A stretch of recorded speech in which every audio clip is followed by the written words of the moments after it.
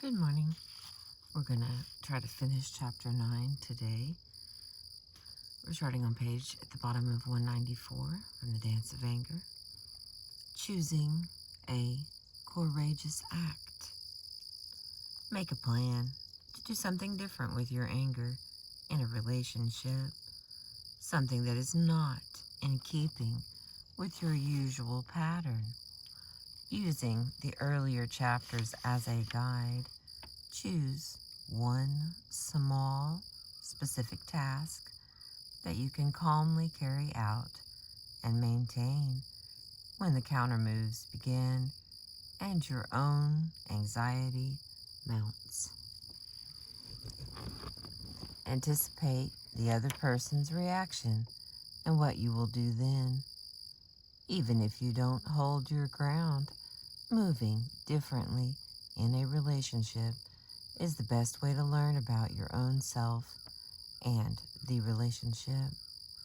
Only after you begin to change a relationship can you really see it. Here are some examples. Breaking out of a circular dance.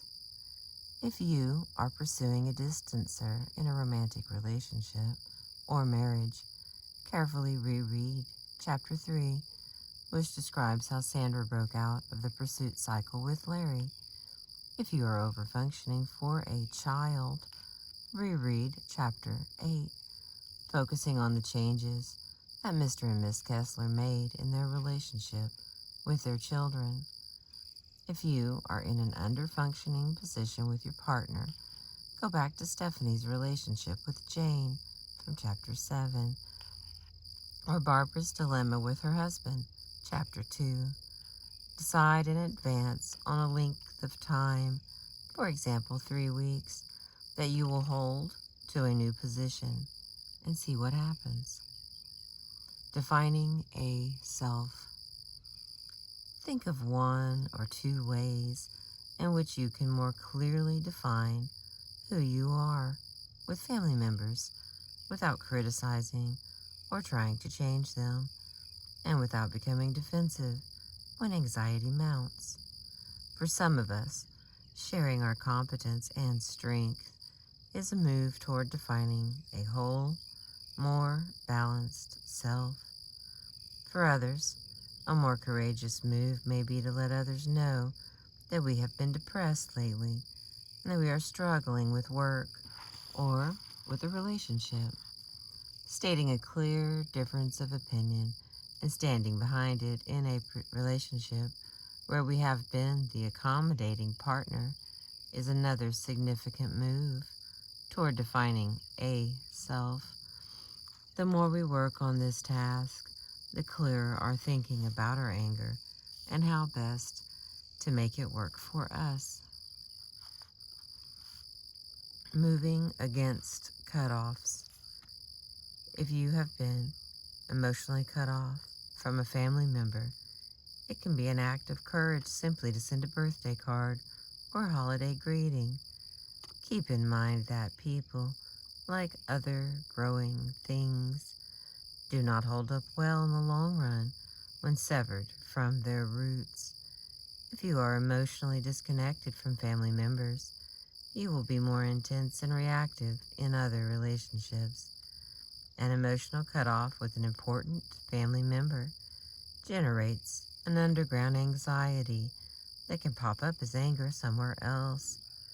Be brave and stay in touch. Moving slowly and thinking small. If you are feeling angry, think very carefully about what new position you want to take before doing anything. By its very nature, anger propels us into quick action, so guard against this.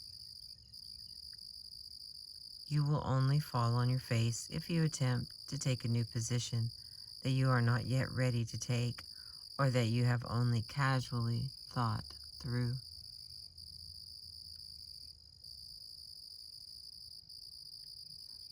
I don't know if I'm hearing roosters or turkeys. And that's my dog snoring in the back.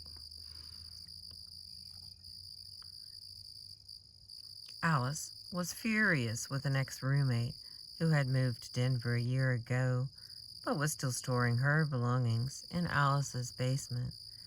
There was plenty of storage space, but for personal reasons, Alice wanted the belongings out and was becoming increasingly angry with the excuses coming from Denver. Like, I can't afford to do it right now. The weather's too cold for me to move my stuff. Alice had a long history of overfunctioning for her ex-roommate and rescuing her from stressful situations, so this scenario was nothing new.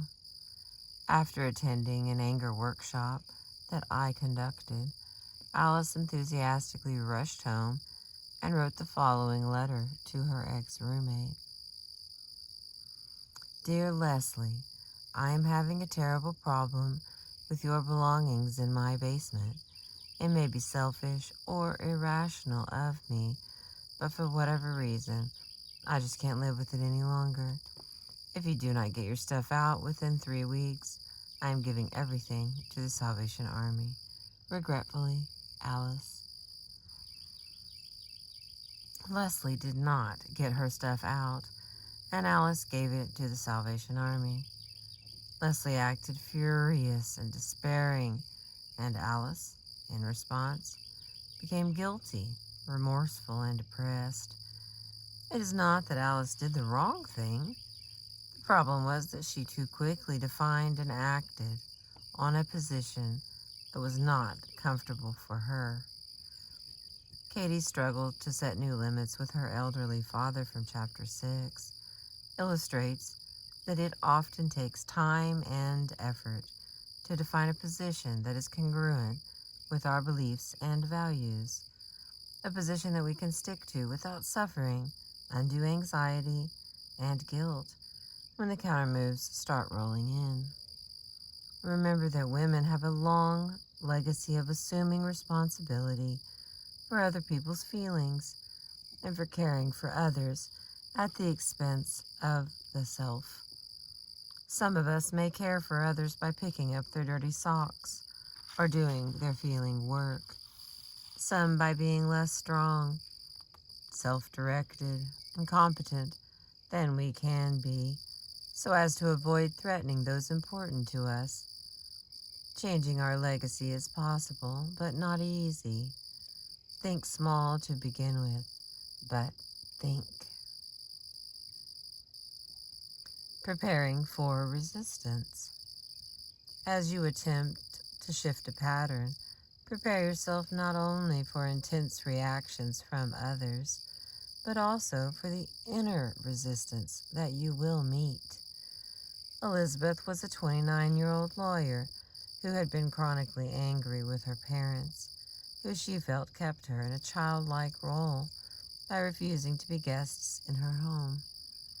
Whenever they visited her apartment, they would insist on taking her to dinner at a restaurant and picking up the check as well.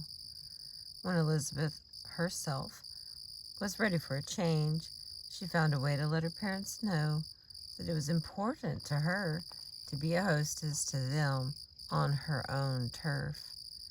She cooked them an elegant gourmet dinner that was an undeniable statement for competence and adulthood. And to her surprise, both her mother and father praised her profusely. The next morning, Elizabeth woke up depressed and with a headache. She was beginning to mourn the loss of the old stuck-together bond with her parents that protected her from that funny feeling of separateness and aloneness that accompanies our moving from a fused to a more mature relationship. That same week, her father fell on the golf course and ended up with his leg in a cast. You can't be too prepared for the power of counter moves, as well as your own resistance to change. If you are planning to initiate a more adult person-to-person relationship with a family member, excuse me, read the chapter about Maggie and her mother, chapter 4 several times.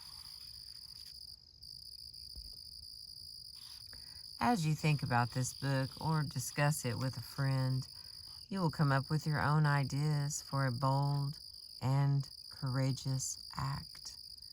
If anxiety about change is very high in your family or other intimate relationships, you may want to begin working on a relationship that is more flexible and less intense for you, perhaps with a coworker, neighbor, or friend. Whenever you begin, and whatever task you choose for yourself, here is a review of some basic do's and don'ts to keep in mind when you are feeling angry. Number 1, do speak up when an issue is important to you. Obviously, we do not have to address personally every